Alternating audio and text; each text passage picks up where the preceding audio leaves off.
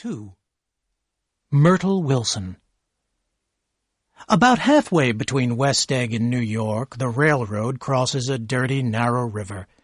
Trains always wait there. It was because of this that I met Tom Buchanan's mistress for the first time. One Sunday afternoon, Tom and I were going up to New York by train. I could see that Tom had been drinking. When we got to the river, the train stopped as usual. A dusty road ran by the side of the railroad. It was an ugly place. Suddenly, Tom stood up and took my arm. "Come on," he said. "I want you to meet my girl. Jump down." And he pulled me off the train onto the dusty road. I followed Tom to the only building in sight. There were 3 shops in the building, and one was a garage. The sign said, "Repairs, George B. Wilson. Cars bought and sold." Tom and I went into the garage. There was one dusty old car in the corner. As I was looking around in surprise, a thin man came out of the office. "Hello, Wilson, old man," Tom shouted. "How's business?" "Not bad," said Wilson unhappily. "When are you going to sell me that car?" "Next week. My driver's working on it now." "He works slow, doesn't he?" said Wilson. "No, he doesn't.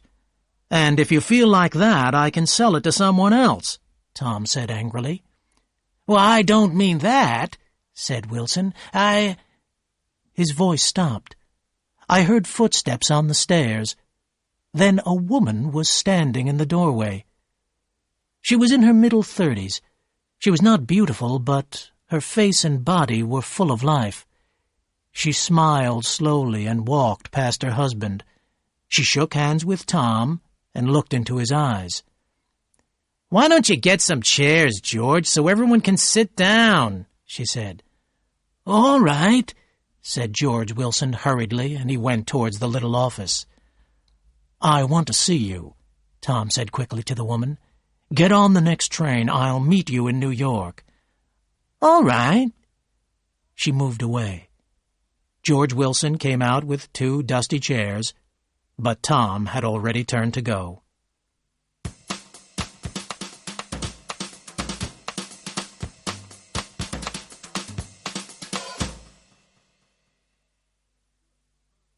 "It's good for Myrtle to get away," Tom said as we were waiting for the next train.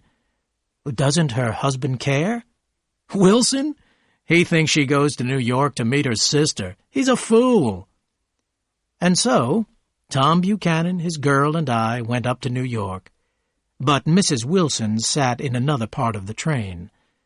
At the station in New York, she bought magazines and perfume. We all got into a taxi. Almost at once, Mrs. Wilson told the driver to stop. An old man was standing by the roadside with a basket of puppies. "I want one of those dogs," Mrs. Wilson said. "It'll be nice to have one in the apartment." "What kind are they?" she asked the man. "I want a police dog." The old man looked into the basket.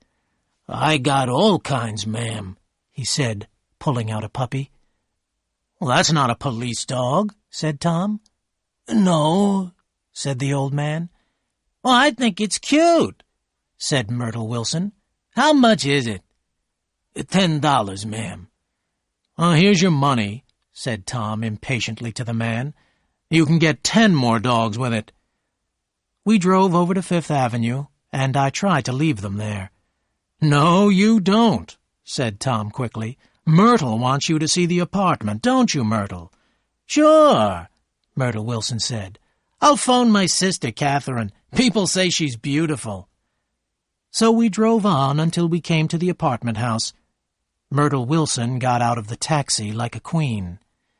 "I'm going to ask the McKees to come up," she said in the elevator. "They live in the apartment below, and I'll phone my sister, too, of course."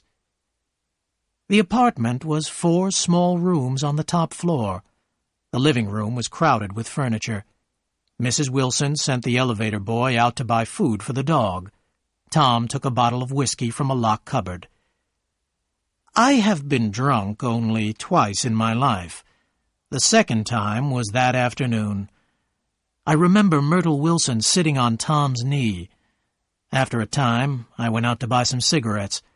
When I came back, the living room was empty. So I sat there smoking and reading the magazines. Just as Tom and Myrtle came out of the other room, the sister, Catherine, arrived. She was about 30, thin and red-haired, with a white face. Then the McKees came up from the apartment below. Myrtle Wilson had changed her dress. It was very tight and looked expensive. Her laughter and the way she moved had changed, too. She spoke and walked like a rich, fashionable woman. "I like your dress," said Mrs. McKee. "This old dress? I've had it for years," Myrtle laughed. "Have something to drink," Tom said to the McKees. "Get some more ice, Myrtle, before everyone goes to sleep." "I told the boy about the ice," Myrtle said angrily. "These people, you have to tell them all the time." Myrtle's sister, Catherine, sat down beside me on the couch. "Do you live on Long Island, too?" she asked me. "I live at West Egg." "Really? I was at a party there about a month ago, at the house of a man called Gatsby. Do you know him?" "I live next door to him." "Do you? He's awfully rich, you know. People say he got his money from Germany in the war. I'm afraid of him." Catherine moved closer and looked across the room at Tom and Myrtle. "Both of them are unhappily married," she said. "But Tom's wife is a Catholic. She won't divorce him." I knew this was untrue, and I was shocked. "Why'd you marry Wilson, Myrtle?" Catherine called across the room. "Nobody made you do it." Myrtle laughed. "Well, I thought he was a gentleman. I must have been crazy."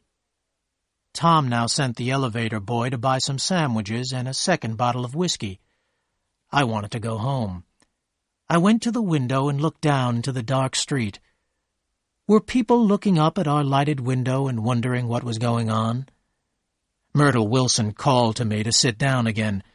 She began to tell me about her first meeting with Tom. "It was on the train," she said. "We couldn't stop looking at each other. When we got to New York, we got into a taxi together. I was so excited that I couldn't see where we were going, but I didn't care. You can't live forever, you know. You can't live forever." The room was filled with Myrtle's loud, false laughter. She turned to Mrs. McKee. "My dear," Myrtle said, "I'm going to give you this dress. I'm getting another tomorrow. I've got so many things to buy, a collar for the dog, an ashtray, and I must go to the hairdresser's." It was 9 o'clock. Then I looked at my watch again. It was 10. The room was full of smoke. People were coming and going, shouting to each other across the room. At about midnight, Tom and Myrtle started to argue. "Daisy, Daisy, Daisy," Myrtle Wilson was shouting. "I'll say her name whenever I want to. Daisy, Daisy."